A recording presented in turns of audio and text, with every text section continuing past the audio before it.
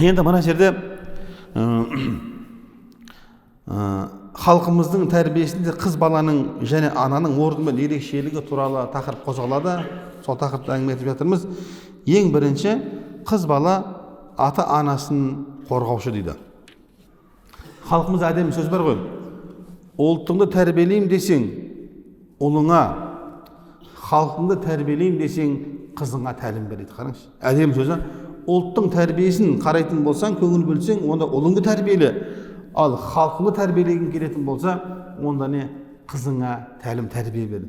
Қарап тұрса, құрметті ағайын, кейде адамдар, енді пенде ғой, адамдар келеді кейде шетелге баратындар ғой, әсіресе шетелге бар, шетелді көріп келеді де, елді келіп кемшілігін айта беретіндер бар. Мен шынымен оларға әркім өз ойы бар шығар.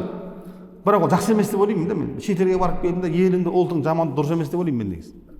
Өйткені сен осы жердің азаматсың, сен ұлтың, әрбір азамат өзінің елімен, жұртымен, ұлтымен мақтанса, ол кінә деп есептемеймін. Бірақ кейбіреулер шетелге барады да, көріп келеді, мен бәрі ұлтты көрдім, біздің ұлттың алдында олар мынандай екен дейді. Жоқ, біз өзіміздің тәрбиемізді жолға қоятын болсақ, өзіміздің тәрбиемізге, мынау ата-бабамыздан келе жатқан қолға алатын болсақ бар ғой, біз ең тәрбиелі, ең өнегелі біз ұлтпыз, құрметті ағайын. Қараңыз, қазақ мына сөзін қараңызшы, ұлтың тәрбиелеймін десең, ұлыңды, халқың тәрбиелеймін десең, қызыңа тәлім тәрбие бер дейді. Қараңыз, бұл жерде мәселе ұлттың озат болу, ұлттың әрқашанда мықты болуы, бұл тәрбиеге байланысты сөз, құрметті ағайын. Және де қыз ата-анасының қоршауы дедік қой, қорғаушы дедік қой. Бағана хадисте келгенде кімнің 3 қызы болатын болса, қараңызшы, кімнің 3 қызы болып, оларға дұрыс тәрбие берсе, маңдай терімен тапқанына киіндіріп, іш кезіп жегізсе, маңдай терімен деген бұл жерде өте маңызды, ол адал, несібе, құрметті ағайын. Кейде мысалы үшін болады, Құдай сақтасын ғой, баланы тәрбиелейсің, бірақ кәсіп адал болмайтын болса, оның зиян ұрады, құрметті ағайын.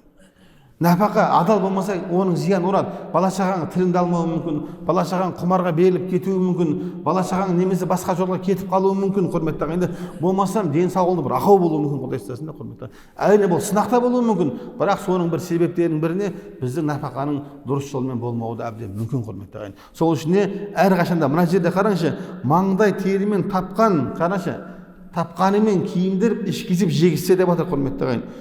Олар сол қыздарын тәрбиелеп өсіргені үшін қиямет күні тозақ отынан қалқан қылады дейді. Қараңызшы. Бағана қызымызды айттық қой.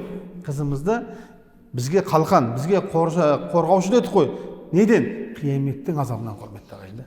Сол үшін кім 3 қызы болатын болса, сол 3 қызын тәрбиелеп, оны бағалап, оны өсіретін болса, оны құтты орнына қондыратын болса, иншалла ол ата-анаға жәннат, иншалла.